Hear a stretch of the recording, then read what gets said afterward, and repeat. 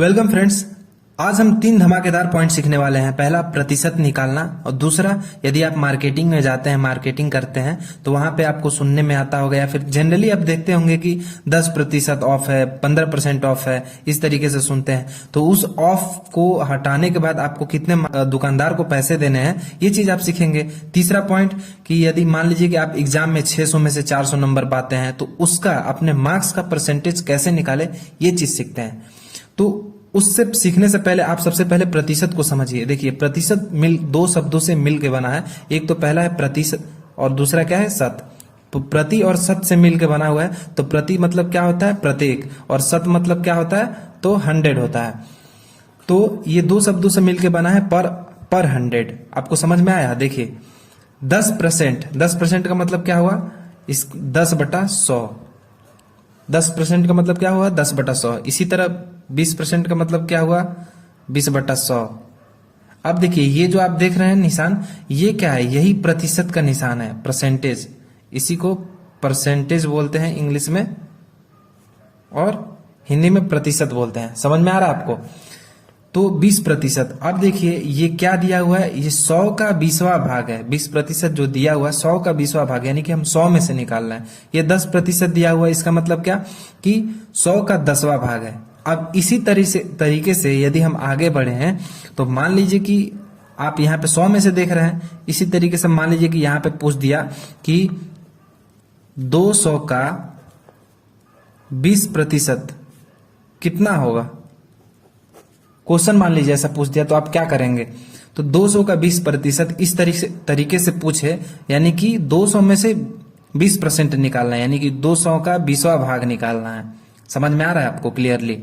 तो देखिए, 200 का 20वां भाग निकालना है, यानी कि 200 का 20%। तो क्या करेंगे, 200 का मतलब क्या होता है, गुणा, और 20%, जैसे कि यहाँ पे आपने देखा 10% का 10/100, इस तरीके से लिखते हैं। तो कोई भी यहाँ पे अगर प्रतिशत यहाँ पे दिया रहता है तो उसका बटा 100 लिखते हैं। समझ में आया? यहाँ पे देखिए 20/100 हो गया। अब ये 2 जीरो से ये 2 जीरो क्या हो गया, कैंसिल हो गया, और ये 20 और 2 आपस में मल्टीप्लाई करेंगे तो क्या हो गया, 40 हो गया। तो 200 का 20% कितना हुआ, 40 हुआ। अब इसी तरीके से आप एक क्वेश्चन सॉल्व करिए और इसका आंसर बताइए कितना हुआ। 400 का 40% कितना। वीडियो पॉज कर लीजिए और आंसर सॉल्व करके बताइए, देखिए कितना आ रहा आपका। समझ में आया? तो चलिए देखिए आंसर देखिए। 400 का मतलब क्या होता है, मल्टीप्लाई, 40/100। 40% मतलब 40/100। अब ये 2 जीरो से ये 2 जीरो क्या हो गया, कैंसिल हो गया, और ये 4 आपस में मल्टीप्लाई करेंगे तो क्या हो गया, 16, यानी कि 160 हो गया। यानी 400 का 40% कितना हुआ, 160 हो गया। अब देखिए, मान लीजिए आप मार्केट में गए और किसी टी शर्ट का जो दाम है, टी शर्ट का जो रेट है वो कितना है, तो 600 है। टी शर्ट का रेट कितना है, 600 रुपए है। समझ में आ रहा है?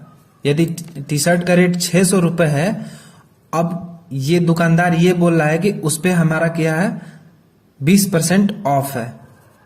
तो अब बताइए दुकानदार को कितना पैसे देने होंगे आपको। समझ में आ रहा क्वेश्चन?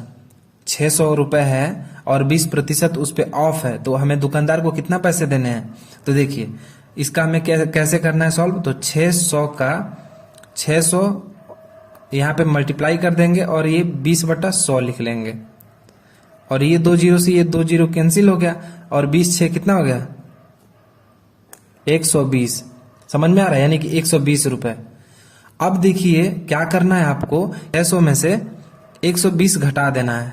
अब जितना आएगा घटाने के बाद वही हमें क्या करना है, दुकानदार को पैसे देने हैं। तो 600 में से 120 गया, कितना हो गया आपका, तो 480 हो गया। 480 रुपए आपको क्या करना है, दुकानदार को देने हैं। समझ में आया? तो चलिए अब आगे देखिए। इसी तरीके से आप तो ये क्वेश्चन समझ गए। अब चलिए दूसरा क्वेश्चन आप इसी का सॉल्व करिए कि मान लीजिए कि आपका दुकानदार कोई जीन्स दे रहा है, वो 500 रुपए का है, ठीक है।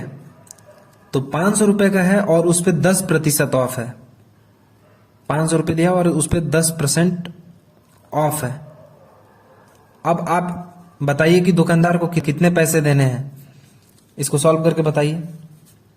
हाँ, तो देखिए इसका आंसर देखिए, 500 का सबसे पहले हम क्या निकालेंगे, प्रतिशत निकालेंगे 10%, तो कितना हो गया 10/100, और ये 2 जीरो से ये 2 जीरो कैंसिल हो गया, और 10 पचे कितना हो गया 50 हो गया।